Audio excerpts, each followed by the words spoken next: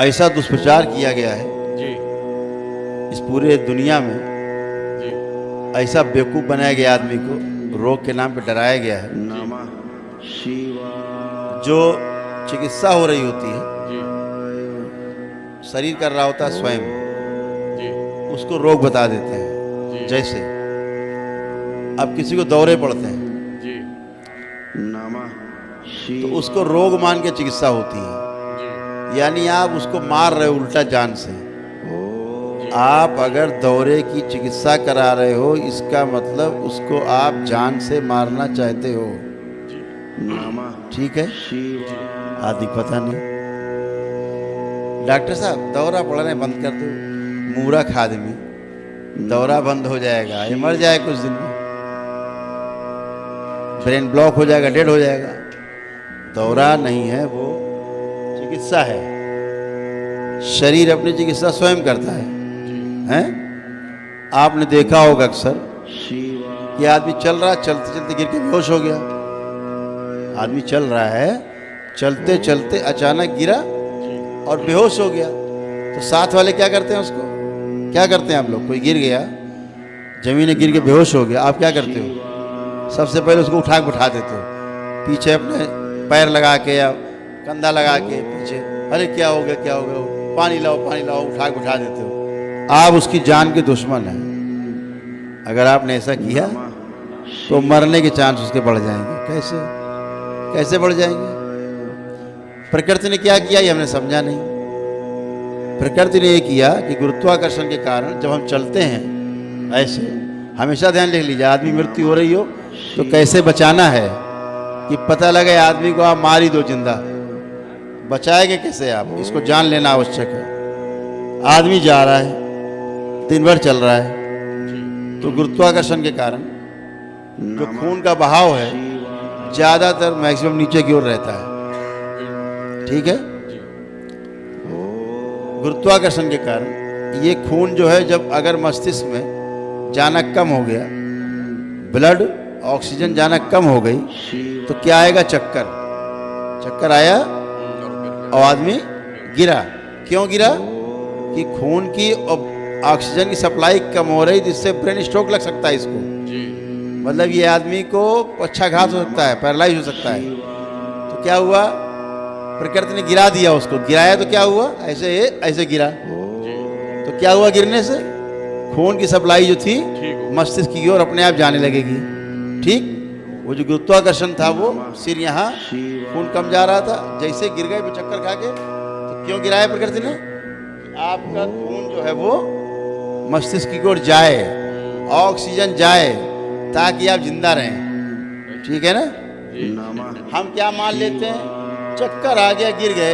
अरे भैया, वो इसलिए चक्कर आ रहा है कि आपके ब्रेन में खून और ऑक्सीजन की सप्लाई कम हो जाती बार बार, तो आपके शरीर को आपका जो ब्रेन है गिरा देता है, ताकि खून की सप्लाई आपके ब्रेन में हो जाए। हम चक्कर को रोग मान लेते हैं। तो या तो ब्रेन और खून, उसकी ऑक्सीजन की सप्लाई ब्रेन में और खून की सप्लाई ठीक कर दी जाए, तो चक्कर अपने आप बंद हो जाएगा।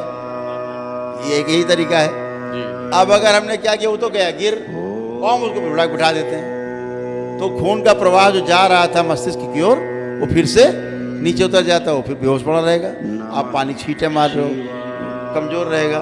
फिर आखिरी में ले जाकर उसको उलिटाते ही हो, आप सुस्त रहता है, लिटा देते हो, आराम करता, ठीक हो जाता है। करना क्या चाहिए? आदमी चलते चलते गिर गया है अगर, तो क्या करना है? पता है क्या करना है? मरते से कैसे बचाएंगे?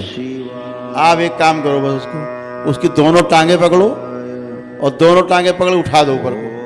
दोनों टांगे पकड़ के ऊपर उठाइए, कमर तक उठ जाए, तो पैरों में जो 2-2.5 लीटर खून रहता है, ये चला जाएगा कहाँ? ब्रेन की तरफ। जल्दी से होश में आ जाएगा, पैरालाइज नहीं होगा, कष्ट नहीं होगा। यही झटके लगने का होता है दौरे का। बार बार ब्रेन को नर्व जो है, जहाँ पे गांठें हैं, खोलने की कोशिश करता है, सर्कुलेशन धक्के मारता है, तो वहाँ झटका सा लगता है आदमी को, है ना? तो वो तो ब्रेन को खोलने की कोशिश कर रहा है जो ब्लॉक है।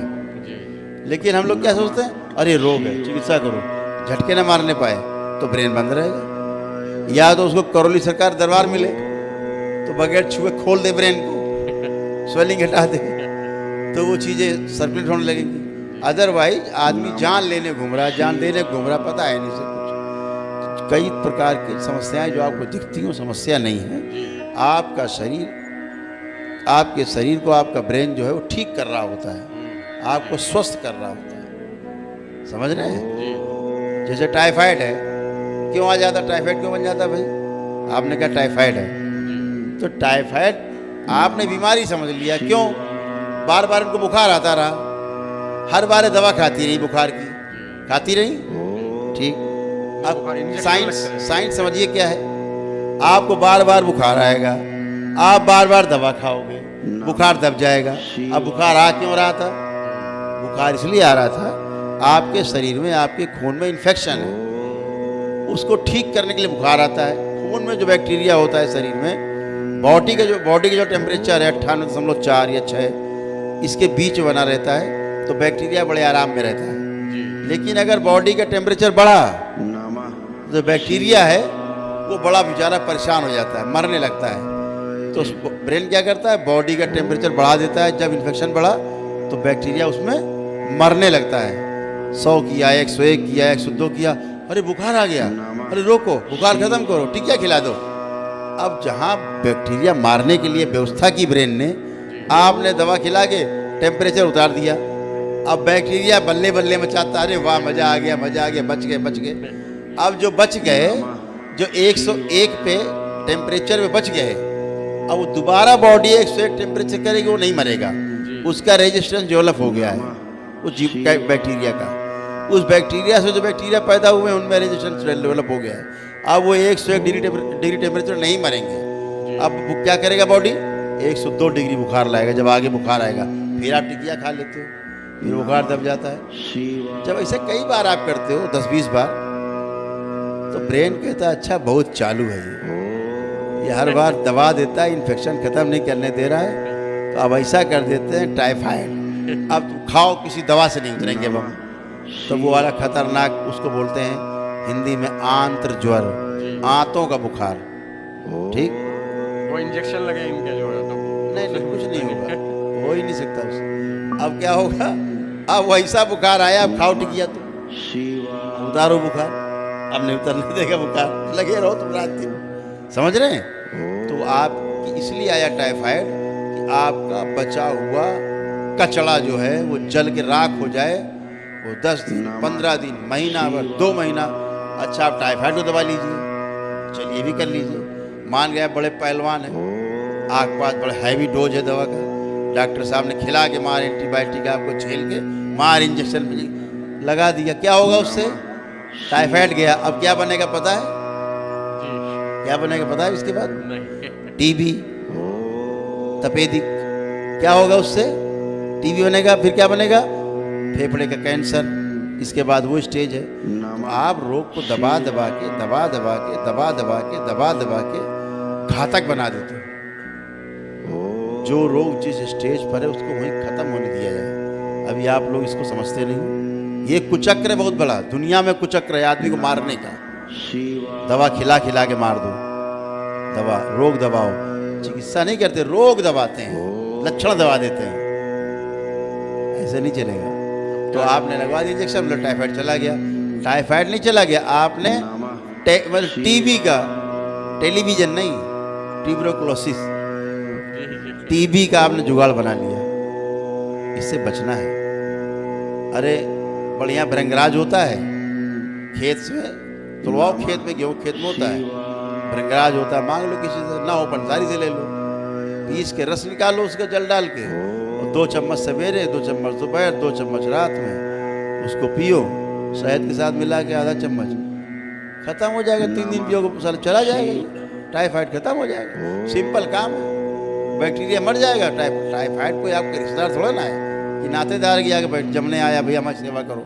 अरे वो तो आपकी सुरक्षा के लिए आया कि टेम्परेचर बना रहेगा तो बैक्टीरिया मर जाए उसी टेम्परेचर में। और अगर आपने भृंगराज का रस ले लिया तो अपने आप मर जाता बैक्टीरिया, बैक्टीरिया मरा हो, बुखार गया, टाइफाइड। समझ गए? वो दवाइयाँ किसी को पता ही नहीं है गुरुजी, जो आप बता रहे हैं। हम लोग चुटकियों में ठीक करते थे ऐसे। चिकित्सा करते थे तब भी जी जी कुछ नहीं होता एकदम अच्छे होते। देखिए बुखार को सपोर्ट करना रहता है, कोई बुखार आए उसको भगाना नहीं है, मारना नहीं है। बात वही हो गई कि आपके खेत में कोई गैया चल रही है, अब आपको सूचना देने कोई आए कि राणा जी आपके खेत में तो गाय घुसी चल रही हैं, आप उठाओ लाठी, पहले साले घुसी को 4 मारो। अच्छा सूचना दे रहा है, 4 मार दिया वो तो मर गया। अच्छा मर गया तो क्या गैया चारा खाना बंद कर देगी आपके खेत में? अगर बुखार आके सूचना दे रहा है कि आपके इन्फेक्शन है बॉडी में, इसे ठीक करिए, आप बुखारे को दबा देते लठिया के। वो तो सूचना दे रहा है बेचारा बुखार कि आपको इन्फेक्शन है, भोजन मत करना, गुनगुना पानी पियो, शहद लो, खाना मत खाना, तो शरीर की एनर्जी जो है बुखार को ठीक कर लेगी, बैक्टीरिया मार लेगी। उन दवाओं से जो है ये हो गया, रिएक्शन हो गया, ये दवा का रिएक्शन होगा ही होगा रिएक्शन। भाई आप इधर से तोप चलाओगे, उधर भी तो तोप में वही चलाएंगे।